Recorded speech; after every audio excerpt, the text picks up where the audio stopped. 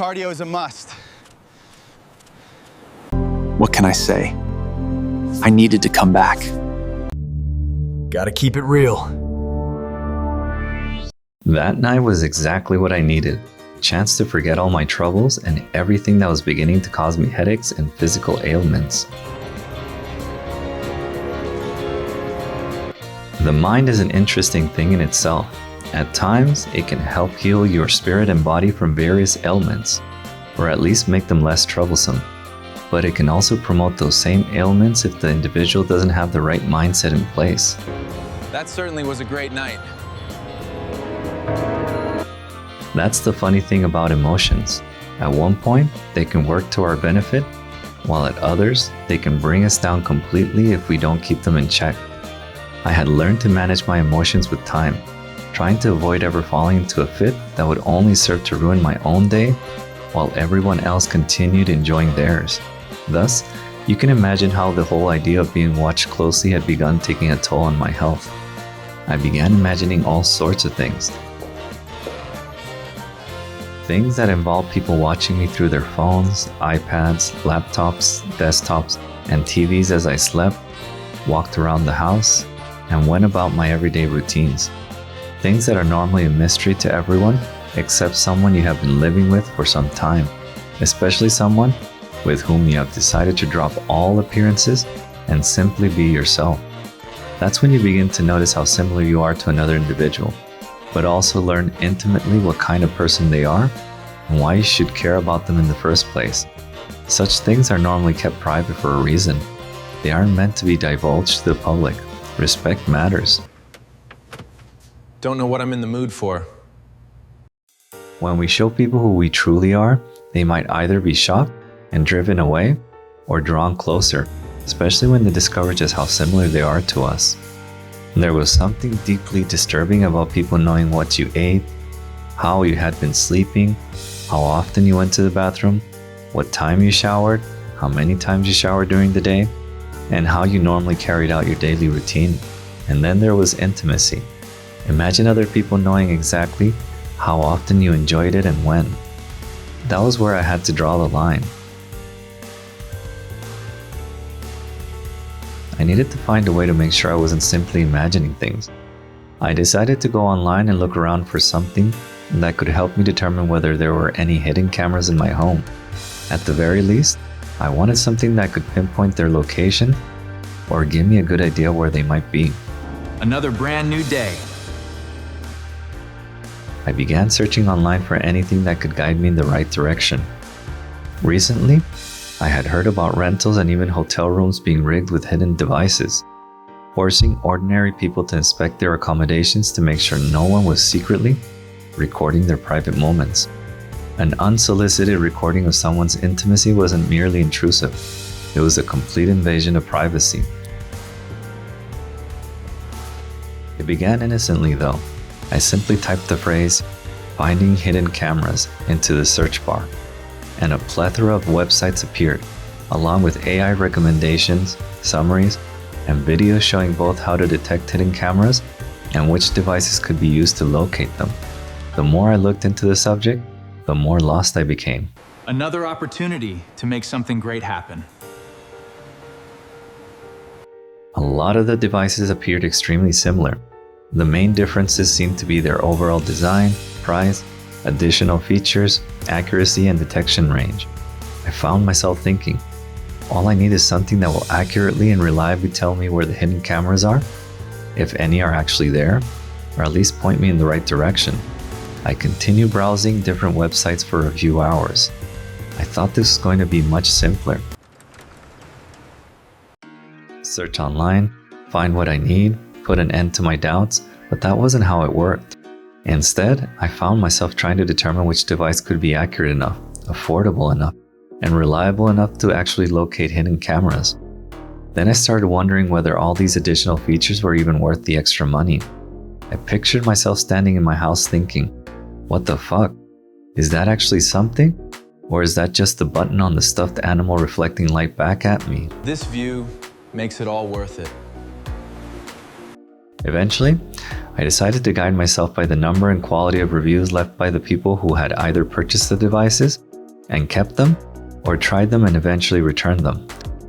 But then another thought entered my mind. Are these people in the same situation as me? What if their needs are completely different from mine? God, I need to clear my thoughts and sleep. What if the hidden cameras installed in my home are of a higher caliber and much harder to detect than the ones they're trying to find? What if they're using devices that are nowhere near as sophisticated as the ones I'm dealing with? I didn't want to overspend on a device only to discover that the result was the same. But I also didn't want to be cheap and prove the old saying right. What comes cheap ends up being expensive. Just when all of these thoughts were beginning to overwhelm me and I was starting to imagine some sort of Hollywood movie playing out inside my head, I decided to go to the bathroom and take an aspirin for the headache I had essentially given myself. I was already envisioning someone creating a pornographic video of me and whoever I brought back to my home, recording our intimacy, editing the footage, showing the best moments, highlighting whether either of us looked our best or worse, creating some sort of blooper reel, showing the more uncomfortable positions we had gotten ourselves into. I decided to clear my head and stop thinking about it. It was already becoming too much. Meanwhile, on the other side of town, I had enjoyed his voice the other night while performing a routine sweep of all the wireless devices installed throughout his home. I had begun having trouble resisting the urge to watch his camera feed. I decided to tell the crew that I was simply performing quality control and assurance to make sure the feeds were working correctly and displaying the footage from all the cameras in a clear, high-quality format. I explained that performing a follow-up was necessary to verify that everything was operating optimally. I tried to ignore the suspicious glances some of them gave me and acted as normally as I could, even though my hands had begun sweating from nervousness. Once I received the go-ahead, I started checking the camera streams every so often. It started innocently enough. I looked at some of the cameras around the house. But gradually, I found myself focusing on the cameras located in areas where he spent the most time. His study, the dining room, his bedroom, the master bedroom terrace, the kitchen, the bathroom, even the shower. I don't know what had come over me.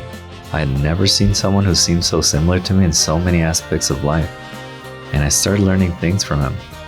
For example, I had watched him place unused bars of soap inside his clothes to keep them smelling fresh. I had also seen him use hydrogen peroxide to unclog the bathroom sink.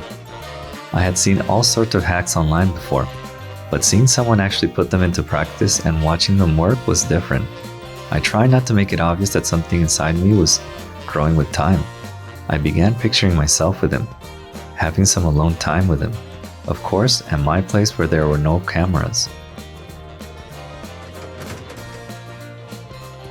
He was the right size, and there were so many things about him that I had begun enjoying learning and watching.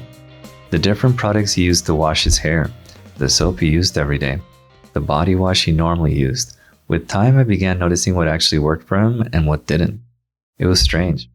At some point, I was no longer seeing him as a mere stranger. I'm gonna have to go on a diet. I was getting to know what he enjoyed watching, what he liked eating, what he liked doing, and even his work ethic. Even though he didn't leave his home very often, I actually preferred it that way. He wasn't actively looking to hook up with anyone. He was more of a homebody who managed to keep his place relatively clean, although personally, I would recommend hiring a cleaning lady more frequently. Keep everything a little more organized. I began seeing him with different eyes, more as a potential partner than as an assignment.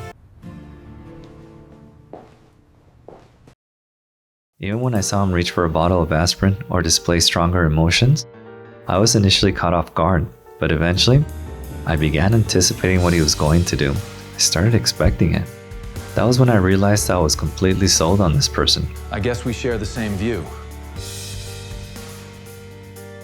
I needed to remind myself why we had done all of this in the first place. Before his home was built on that property, the land beneath it had shown unusually high levels of radon. This had been discovered by a government agency several years earlier. The ruling party at the time had initially considered using infrared cameras to monitor the amount of radon coming from the ground, but they decided it wasn't something taxpayers were going to support. People were already frustrated with their tax dollars being spent on projects that didn't directly contribute to prosperity. They certainly weren't going to be enthusiastic about spending money monitoring some random piece of unoccupied land. Then, at the last minute, when there was a change in government, the land was quietly sold to a construction company. Social equality, here we come. The company decided to develop the property. By the time the land title had been transferred, the deal had been finalized, the permits had been issued, and the construction had begun, our hands were tied. We didn't know what to do. We could tell the landowner or the private construction company and risk being sued in the process, or we could simply act dumb and monitor the area from a distance, or in a more covert manner without being discovered. Besides, we were the government. We had access to the latest technology, and we could easily grab by the balls any private security company that decided to intervene. And since everything was classified as top secret government business, we didn't have to explain ourselves or expose anything to anyone in the private sector. We definitely use the same technology. Just in case the phenomenon began expanding or increasing over time, we would eventually have to intervene. We could tell the landowners that our satellite systems had recently detected unusually high levels of radon and that we were willing to buy the property back from them and seal off the land to prevent potential radon poisoning. However, the cameras we had installed could only monitor the situation to a certain degree. Every so often, we needed to perform an actual field test, measure the radon levels, and then use the cameras to determine whether any signs of excessive exposure were beginning to appear inside the home itself. To look into starting a new hustle. Just when I was ready to voluntarily go out and perform a field test, I received a message from my supervisor. Ken, it looks like I might need to reassign you to someone else.